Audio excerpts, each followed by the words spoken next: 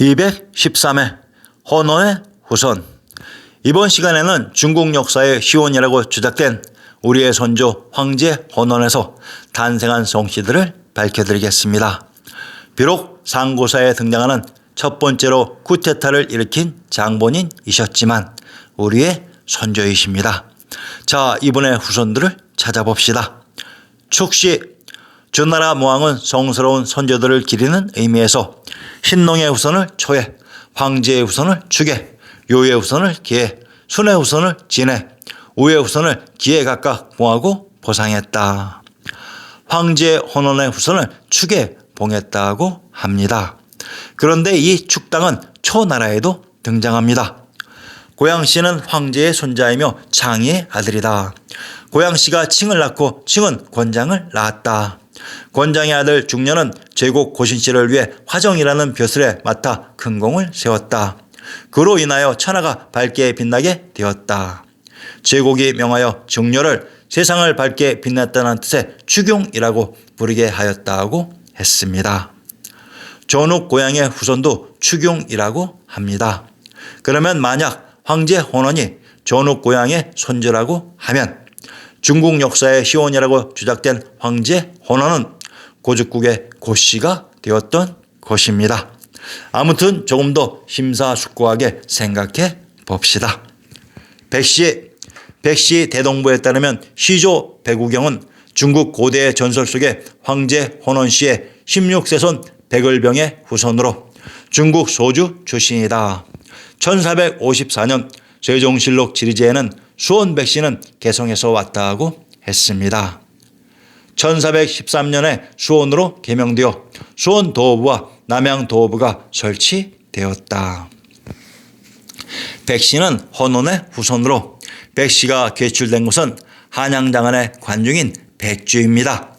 관중의 평지 흰색 지역이 바로 백주로 이곳이 박터이며 화양의 촉이기도 합니다. 그런데 수원 백씨가 개성에서 왔다고 했는데 실상은 아니며 백씨의 시조 백우경의 고향 소주가 바로 관중의 백주입니다. 이곳에서 백씨가 탄생하는 것입니다.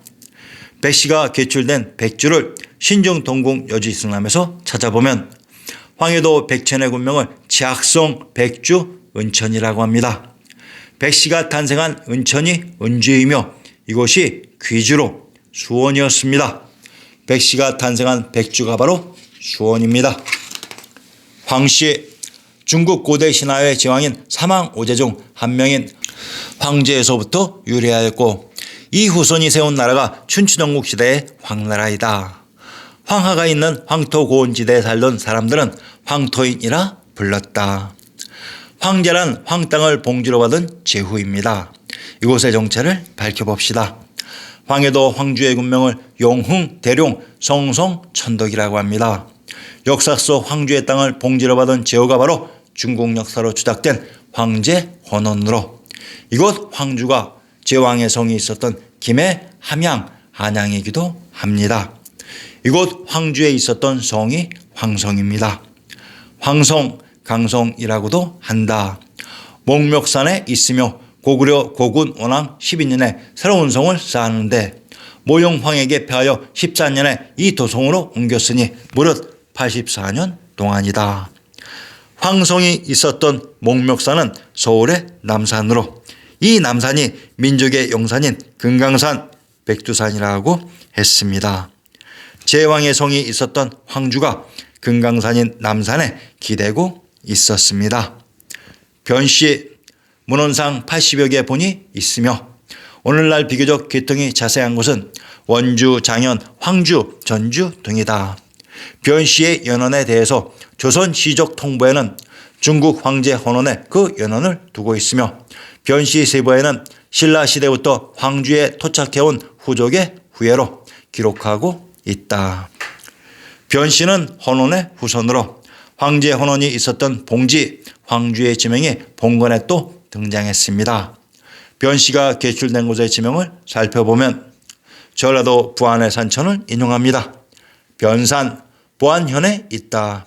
지금 현과의 거리는 서쪽으로 25리인데 능가산으로도 불리고 영주산으로도 불린다. 혹 변산이라고도 하는데 말이 돌아다니다가 변으로 되었다고 한다고 했습니다. 변산을 용주산이라고 합니다. 용주산은 한라산이라고 했습니다. 제왕의 성이 있었던 황주의 한강 너머가 바로 한라산이었습니다. 다른 궁금하신 것은 제 본 책을 참조 바랍니다.